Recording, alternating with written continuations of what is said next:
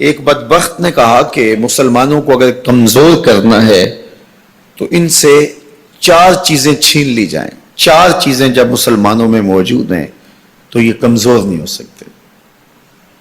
ایک قرآن مجید، یہ ان کی وحدت کی ضمانت ہے، اور یہ کتاب ان کی وہ ایسی پاکیزہ اور متحرک اور فعال تھیوری ہے جو کبھی بھی فرسودہ نہیں ہوتی اور ہر دور کی ضرورت کو یہ کتاب پورا کرتی ہے.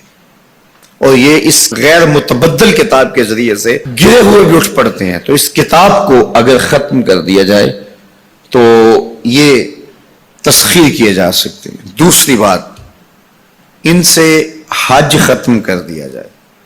حج ان کی وحدت کی علامت ہے، ان کی شان و شوکت اور شکوہ مسلم کی ضمانت ہے. لہذا حج ختم کر دیا جائے تو ان کو تسخیر کیا جا سکتا ہے. تیسری بات، ان سے جہاد کا خاتمہ کر دیا جائے. جہاد ختم ہو جائے گا تو یہ کمزور ہو جائیں گے.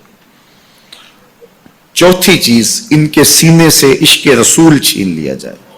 محبت رسول اس کے سینے سے کھینچ لی جائے. اگر یہ دولت نہیں رہے گی تو یہ مٹی کے مجسمے ہوں گے اور ان کے اندر کچھ نہیں ہوگا. وہ فاقہ کش جو موت سے ڈرتا نہیں، ذرا روح محمد اس کے بدن سے نکال لو.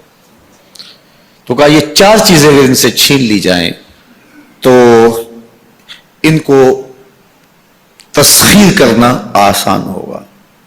اب ان میں سے 2 چیزوں پر جب محنت کی گئی تو جہاد کے خاتمے کے لیے مسلمہ پنجاب مرزا قادیانی کو کھڑا کیا گیا، اور اس کا کام یہ تھا کہ مسلمانوں کی ذہن سازی کرے کہ جہاد ختم ہو گیا ہے. اور وہ خود لکھتا ہے کہ میں نے جہاد کی ممانعت پر اتنا کچھ لکھا ہے اور اطراف و اکناف میں بھیجا ہے، اگر وہ جمع کرنا ممکن ہو تو 300 الماریاں بھر جائیں. اتنا کچھ میں نے جہاد کی ممانعت میں لکھا ہے. تو وہ اس ایجنڈے پہ آیا تھا.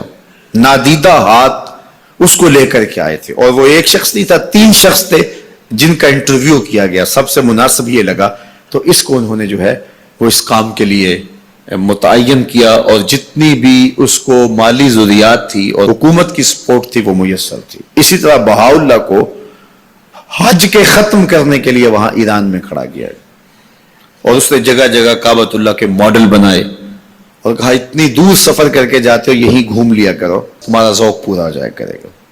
اب یہ 2 لوگوں کو نادیدہ ہاتھوں نے ان 2 چیزوں کو ختم کرنے کے لیے، جہاد اور حج کو ختم کرنے کے لیے تیار کیا تھا، اور ان کے اوپر اس زمانے کے اندر انہوں نے کروڑوں روپے لگائے تھے.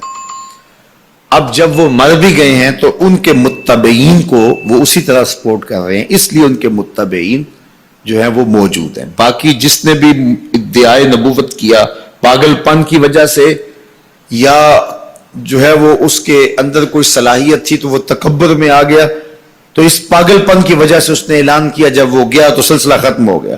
لیکن یہ جو 2 لوگ تھے ان کو باقاعدہ نادیدہ ہاتھوں نے کاشت کیا تھا اور پھر پانی دیا تھا، اور اب یہ کٹ گیا ہے تو نیچے سے ان کی پنیری کو وہ اب بھی جو ہے وہ پانی دے رہے ہیں اور گوڈی کر رہے ہیں، اور مسلمانوں کے اندر رخنہ اندازی کے لیے انہوں نے ہمیشہ ان کو فعال رکھا ہے اور ان کو ہمیشہ وسائل فراہم کر رہے ہیں.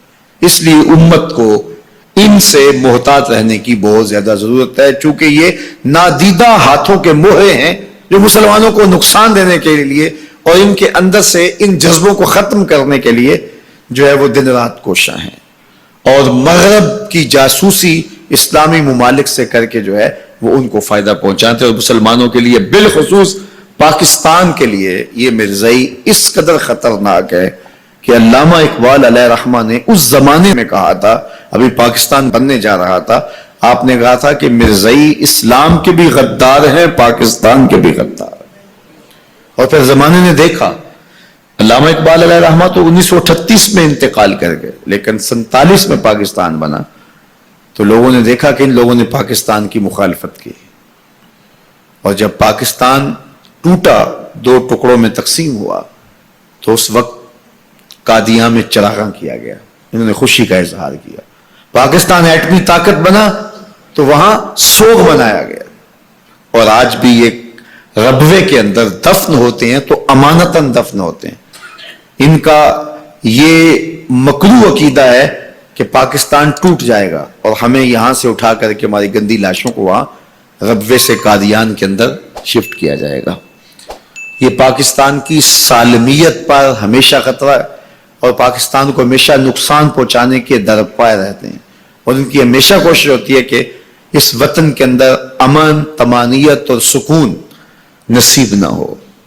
مسٹر بھٹو نے کہا تھا کہ جو حیثیت امریکہ کے اندر یہودیوں کی ہے وہی حیثیت پاکستان کے اندر مرزائی حاصل کرنا چاہتے ہیں.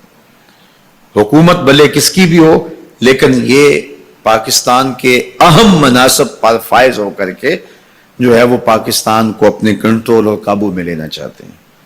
لیکن اللہ بھلا کرے ان لوگوں کا جنہوں نے دن رات کی کاوشوں سے، محنتوں سے آئین کے اندر ان کو غیر مسلم قرار دلوایا. علماء نے، مشائخ نے، سب لوگوں نے، تمام مسالک کے لوگوں نے مل کے اس میں کاوش کی، محنت کی کہ یہ 7 ستمبر کا دن تھا، 1974 کی شام تھی، 4:35 ہو رہے تھے کہ جب دستخط ہوئے کہ مرزائی چاہے ربوی ہوں چاہے لاہوری ہوں کافر ہیں. اور پھر ہر سمت سے نعرہ تکبیر اور نعرہ رسالت کی آوازیں آنے لگی اور تاجدار ختم نبوت زندہ باد کی صدائے دل نواز گونجنے لگی. پھر اس وقت سے لے کر یہ پاکستان کے خلاف سازشوں میں اور زیادہ مصروف ہو گئے. پوری دنیا کے اوپر پھیلے ہوئے مرزائی پاکستان کو رسوا اور بدنام کرنا چاہتے ہیں مختلف ممالک کے اندر، اور ان کے مختلف ممالک کے ساتھ تعلقات ہیں مختلف بنیادوں پر، چونکہ یہ تھے ان کے اور ان کے خود کاشتہ پودا تھا مرزائیت جو یہاں لگایا گیا، یہودیت کا خود کاشتہ پودا ہے. لیکن مرزائی یہ نہیں سمجھتے کہ پاکستان یوں ہی نہیں بنا، یہ کسی حادثے کا نتیجہ نہیں تھا، پاکستان محبوب کی نگاہوں کا نتیجہ تھا. اللہ کے خاص فضل سے یہ پاکستان مارز وجود میں آیا، اس لیے یہ مٹنے کے لیے بنا ہی نہیں تھا، قیامت تک قائم رہنے کے لیے بنا تھا.